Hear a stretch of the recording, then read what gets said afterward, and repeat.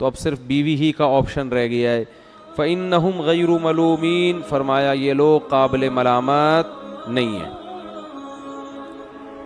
تو دو چیزیں بیان ہو گئیں. بیوی کے علاوہ جو راستے ہیں وہ تمام حرام ہیں. اس میں ہینڈ پریکٹس بھی آ گئی ہے، اس میں متع کرنا بھی آ گیا ہے. جو 2 گھنٹے کی شادیاں ہوتی ہیں، 1 ہفتے کی متع ہوتا ہے نا، یہ بھی حرام ہے اسی کے تحت، کیونکہ اس کو بیوی نہیں کہتے جس سے انسان متع کرتا ہے. تو اللہ نے صرف زوجہ کے لفظ کو مستثنیٰ کیا ہے، بیوی. اور اس میں زنا بھی آ گیا، اس میں بدفعلی بھی آ گئی لڑکوں سے. یہ تمام چیزیں اس آیت کے تحت داخل ہو گئی. تو صرف ایک طریقہ ہے آپ کے پاس، وہ کیا ہے؟ آپ نکاح کر کے اپنی زوجہ سے اپنی خواہش پوری کریں، اس کے علاوہ کوئی راستہ نہیں ہے. ایک بات تو یہ پتہ چلی.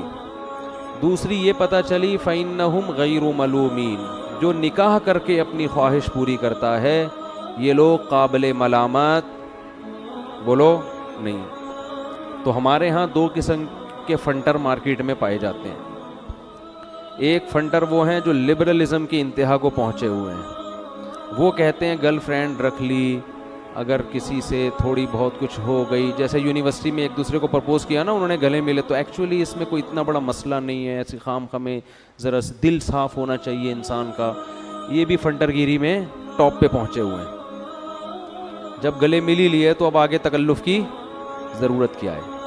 یہ تو گلے تو شادی اسی لیے تو کی جاتی ہے کہ انسان اس کے قریب جا سکے. جب گرل فرینڈ کے اتنا قریب پہنچ ہی گئے اور گورے اور آگے نکل گئے، وہ اتنے ایڈوانس ہو گئے، ان کے ہاں بچے پہلے پیدا ہو رہے ہیں، شادیاں بعد میں ہو رہی ہیں، تو وہ انڈرسٹینڈنگ کے چکر میں نا. تو یہ بھی فنٹر ہیں. دوسرے فنٹر وہ ہیں جو خام خواہ کے صوفی بنے ہوئے ہیں، خام خواہ کے ضرورت سے زیادہ نیک بننے کی کوشش کرتے. ان کو لوگوں کی بلکہ مولویوں کی شادیوں پہ بہت اعتراض ہوتا ہے ان کو، کیونکہ اس فیلڈ میں زیادہ آگے کون ہے؟ مولانا ٹائپ کے لوگ ہی ہیں. عام لوگ تو ڈر رہے ہوتے ہیں نا، وہ تو شادی بھی لیٹ کرتے ہیں، پھر کرتے بھی ہے کہ. تو اللہ نے بیوی کے ذریعے، چاہے پہلی بیوی ہو، دوسری ہو، تیسری ہو، چوتھی ہو، جب تک وہ بیوی میں کی فہرست میں 5ویں پھر بیوی نہیں ہو سکتی، اس سے نکاح ہوتا ہی نہیں ہے اسلام میں. سمجھتے ہو کہ نہیں سمجھتے؟ وہ بیوی کے لفظ اس پہ صادق ہی نہیں آتا نا. جیسے کوئی عورت عدت میں ہو اور وہ کہیں اور شادی کر لے، ایسے بھی کیسز آ رہے ہیں. طلاق ہوئی، ابھی عدت پوری نہیں ہوئی ہے، کہیں اور شادی کر لی، تو جہاں وہ شادی کرے گی تو وہ شادی اسلام میں منعقد ہی نہیں ہوگی، تو وہ اس کی بیوی بنے گی ہی نہیں، زنا ہی ہوگا وہ. تو اسلام نے بھی کچھ شرطیں بتائی ہیں نا. تو 4 اگر کسی کی موجود ہیں تو وہ 5ویں کرے گا تو وہ 5ویں ہوگی نہیں، وہ بیوی کہلائے گی نہیں. تو جب تک بیوی ہے تو اللہ نے، اگر کوئی شخص نکاح کے ذریعے اپنی خواہش پوری کرتا ہے تو اللہ فرما رہے ہیں یہ قابل ملامت، بولتے کیوں نہیں ہے. تو اس معاملے میں بھی فنٹر بننے کی کوشش نہ کیا، خود سے فیصلہ نہ کیا کریں ابے وہ یہ کیا کر رہا ہے، ابے اس کو دیکھو کیا ہو گیا. اچھا، اس میں بھی بہت سے، جلدی سے یہ کر کے، میرا آج یہ ٹاپک نہیں ہے، بہت اہم ہے، مضامین ہے آگے. ایک فنٹر گیری اس میں یہ بھی ہوتی ہے کہ چلو بیوی کرنی تھی تو خوبصورت لڑکی کیوں تلاش کی ہے.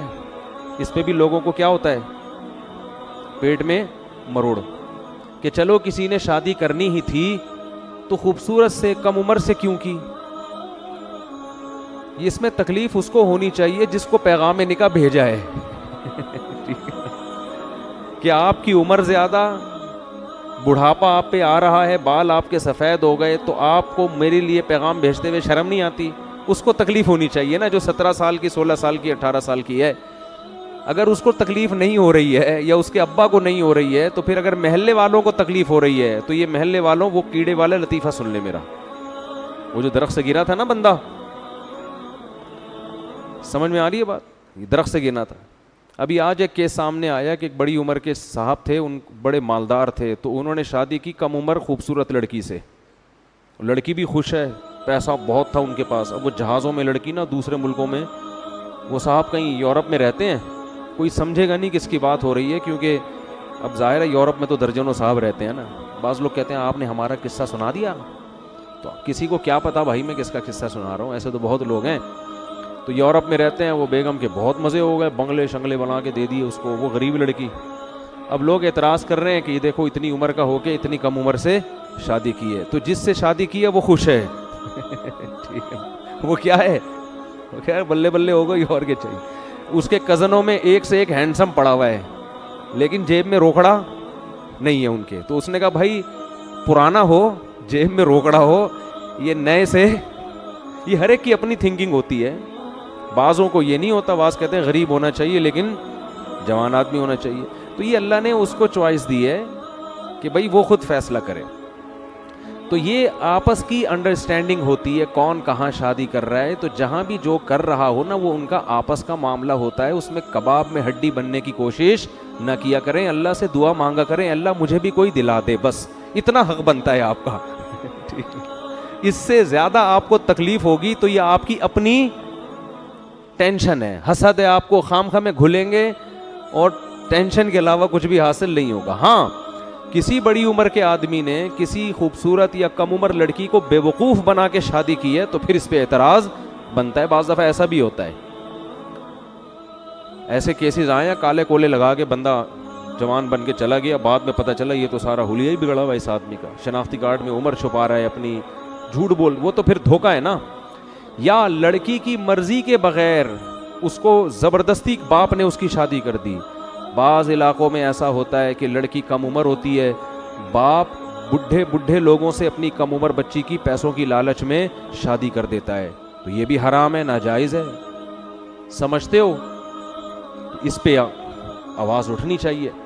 لیکن اگر ایسا نہیں ہے تو پھر جو جہاں کر رہا ہے بھائی یہ ان کا آپس کا ہیڈ ایک ہے, کیونکہ اللہ نے فرمایا کہ جو اپنی زوجہ کے ذریعے خواہش پوری کرتے ہیں یہ قابل ملامت نہیں ہے. ایک بات. دوسری بات یہ, بلکہ تیسری بات, کہ نکاح کا بنیادی مقصد خواہش پوری کرنا نہیں ہوتا. جو عزت دار لوگ ہوتے ہیں نا ان کے نکاح کے دوسرے مقاصد زیادہ ہوتے ہیں.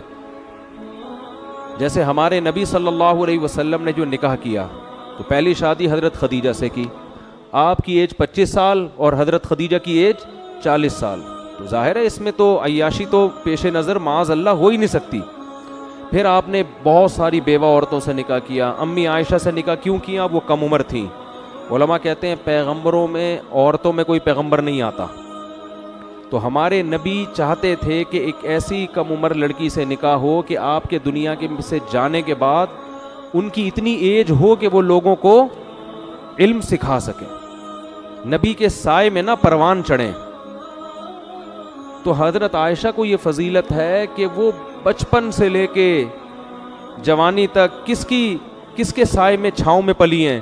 سید الانبیاء کی, جس کا فائدہ یہ ہوا کہ آپ کے دنیا کے جانے سے بعد امی عائشہ کو بہت موقع ملا ہے علم کو دنیا میں پھیلانے کا. لوگ شادی کر رہے ہوتے ہیں نا کسی عالمہ سے کہ مدرسۃ البنات بنواؤں گا میں, ہوتا ہے کہ نہیں ہوتا؟ ایسے بہت سارے کیس ہمارے پاس آئے ہیں. بھائی عالمہ چاہیے تاکہ وہ کیا بنے؟ مدرسہ چلائے. بہت سے پڑھے لکھے لوگ کسی پی ایچ ڈی لڑکی سے شادی کر رہے ہوتے ہیں, یا کسی ڈاکٹر سے شادی کر رہے ہوتے ہیں, یا کسی پروفیسر سے. ان کا ارادہ ہوتا ہے کوئی اسکول کھولنے کا.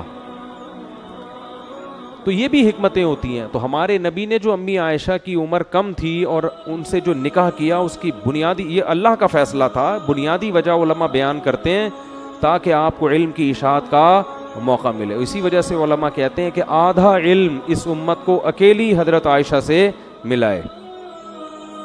اور صحابہ کرام اپنے بچوں کو حضرت عائشہ کی بہن کا دودھ پلایا کرتے تھے تاکہ یہ بچے بڑے ہوں تو ان کا امی عائشہ سے پردہ نہ رہے اور علم سیکھنے میں کوئی رکاوٹ نہ ہو. کہاں سے کوفہ, بصرہ, دمشق سے لوگ حضرت عائشہ کے پاس آیا کرتے تھے اور مسائل پوچھا کرتے تھے ان سے, کیونکہ گھریلو زندگی جتنی حضرت عائشہ جانتی اتنی کوئی اور نہیں جانتا تھا. تو پیغمبروں کا مقصد محض خواہش پوری کرنا نہیں ہوتا, اور عزت دار آدمی کا بھی یہ مقصد, اصل مقصد یہ نہیں ہوتا. لیکن اگر کسی کا بالفرض یہ مقصد ہے تو بھی وہ قابل ملامت نہیں ہے. بتانے کا مقصد یہ, عزت دار لوگ کے نظر میں یہ دوسری چیز ہوتی ہے خواہش پوری کرنا, اصل تو ان کے دوسرے مقاصد ہوتے ہیں. اولاد سب سے بڑا مقصد ہے. لیکن اگر بالفرض کوئی آدمی یوں ہم کہہ لیں کہ ہے ہی ٹھرکی, معذرت کے ساتھ, اس کا مقصد صرف اپنی خواہش برائے خواہش ہی ہے اور کچھ بھی نہیں ہے, تو بھی ہم اس کو گالیاں نہیں دے سکتے, برا بلا نہیں کہہ سکتے. یہ کہیں گے یار اپنا ذوق تھوڑا سا اونچا کرو, معیار تھوڑا اونچا کرو. نہیں آ رہی بات؟ جیسے کچھ لوگ کھانا کھاتے ہیں زندہ رہنے کے لیے, کچھ زبان کے چٹخاروں کے لیے کھا رہے ہوتے ہیں. تو جو چٹخارے کے لیے کھائے گا اس کو کوئی برا تھوڑی کہے گا اگر وہ اپنے پیسوں سے کھا رہا ہے.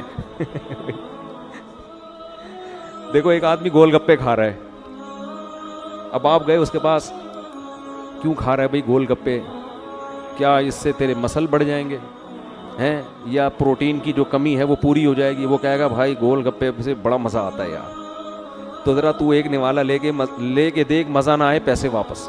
وہ چٹخارے لے کے کھا رہا ہے, آپ کہہ رہے ہو ہیں دنیا کا عاشق شہوت پرست انسان, شرم نہیں آتی تجھے, چٹخارے لینے کے لیے گول گپے کھا رہا ہے, ناک بہری ہے تیری, آنکھوں سے پانی نکل رہا ہے, اور منہ کا حال دیکھ اپنا جا کے, اور گالیاں دینا شروع کر دی آپ نے. تو وہ جواب میں کیا کہے گا؟ بھائی تیرے پیسوں سے لے کے کھا رہا ہوں میں, جو تجھے اتنی تکلیف, اپنے پیسے ہیں نا, کھانے تھے, اور چیز بھی حلال ہے. کسی عالم کا فتویٰ ہے کہ گول گپے اسلام میں حرام ہے؟ تو ہاں جو عزت دار لوگ ہیں وہ گول گپے عام طور پہ نہیں کھاتے. وہ کہتے ہیں وہ ایسی چیز کھاؤ جس میں صحت ہو, شہد کھاؤ, زیتون کھاؤ, گوشت کھاؤ, دودھ پیو, لذت خود بخود حاصل ہوگی اس میں, لیکن صحت بھی بنے گی. گول گپے کھاؤ گے تھوڑے دنوں میں گول گپا ہی بن جاؤ گے. تو تھوڑی بہت ہلکا پھلکا سمجھایا تو جا سکتا ہے, لیکن قابل ملامت نہیں, حلال چیز ہے, حلال چیز ہے. تو ایسے ہی نکاح کا بنیادی مقصد محض خواہش پوری کرنا نہیں ہوتا. یہ بڑے باذوق لوگوں کا یہ مقصد, یعنی باذوق سے مراد جن کا جو اونچے ذوق کے لوگ ہیں, جو دنیا میں کچھ کام کرنا چاہتے ہیں, لیکن اگر کسی کا مقصد صرف خواہش پوری کرنا ہے تو بھی وہ قابل ملامت نہیں ہے, جیسے کہ قرآن میں اس آیت میں اللہ نے بتا دیا. تو اگر کوئی اپنے خرچے پہ شادی کر رہا ہے, خود ٹیڑھا میڑا آڑا ترچھا نیلا پیلا توند نکلی ہوئی ہے, اور کسی حسینہ سے شادی کرتا ہے اور حسینہ کو بھی کوئی اعتراض نہیں ہے, تو پھر آپ کو بھی کوئی اعتراض نہیں. آپ کو یہ اعتراض تو ہو سکتا ہے کہ مجھ سے کیوں نہیں کی, ٹھیک ہے نا, یہ اعتراض آپ کا بنتا ہے. تو اگر وہ آپ کو کہہ دے بھئی آپ مجھے سمجھ میں نہیں آ رہے تھے, تو پھر وہ جس سے چاہے کرے. تو یہ آج کل ہمارے معاشرے میں ایک بہت بڑا المیہ ہے, اور یہ عورت کے لیے بھی ہے. طلاق یافتہ یا بیوہ عورت, اگر وہ کوئی اس کو اچھا لگ رہا ہے, کوئی ہینڈسم لگ رہا ہے, کوئی اسمارٹ لگ رہا ہے, وہ چاہ رہی ہے کہ میں اس سے شادی کروں, یہ مجھے اچھا لگ رہا ہے, تو قرآن عورتوں کے بارے میں تو بہت واضح کہتا ہے, لا تعضلوہن ان ینکحن ازواجہن, ان کو مت روکو اس بات سے کہ یہ جہاں نکاح کرنا چاہیں وہاں نکاح کریں. اس بات سے ان کو بولتے کیوں نہیں مت روکو. ایسے کیسز اب بھی آ رہے ہیں, تو میں بہت کم فون سنتا ہوں, لیکن جب بھی سنو کوئی نہ کوئی کہانی سامنے آتی ہے. 30 سال کی خواتین, 30 سال میں تو عورت جوان ہوتی ہے, 2 بچے, طلاق ہو گئے, اب خاندان والے دھمکیاں دے رہے ہیں کہ اگر شادی کی تو ٹانگیں توڑ دیں گے, بائیکاٹ کریں گے, بس اب چھوڑ دو, اب ان بچوں کی خاطر جیو. تو یہ ظلم ہے معاشرے میں. تو جیسے مرد کو اجازت ہے, اللہ نے عورت کو بھی اجازت دی ہے کہ, تو نکاح پہ کوئی پابندی نہیں ہے بھائی. نکاح کو معاشرے میں زیادہ سے زیادہ پروموٹ کرو. جو کر رہے ہیں, میرے پاس تو لوگ آتے ہیں نا, مجھے بھی آفس میں مجھے سیٹنگ ہو گئی اچھی لگ رہی ہے, میں کہتا جا شادی کر سب سے پہلے, کوئی ٹینشن کی بات نہیں. اگر نکاح نہیں کرنا پھر تعلق ختم کر دو. تو اللہ نے جس چیز کی اجازت دی ہے, ہمیں فنٹر بننے کی ضرورت نہیں ہے, اور حد سے زیادہ حدود سے آگے نکلنے کی ضرورت نہیں ہے. تو فرمایا فَإِنَّهُمْ غَيْرُ مَلُومِينَ, یہ لوگ قابل ملامت نہیں ہے. فَمَنِ ابْتَغَىٰ وَرَاءَ ذَلِكَ, جو نکاح کے علاوہ کوئی اور راستہ تلاش کرے گا, فَأُولَٰئِكَ هُمُ الْعَادُونَ, یہ لوگ اللہ کی حدود سے تجاوز کرنے والے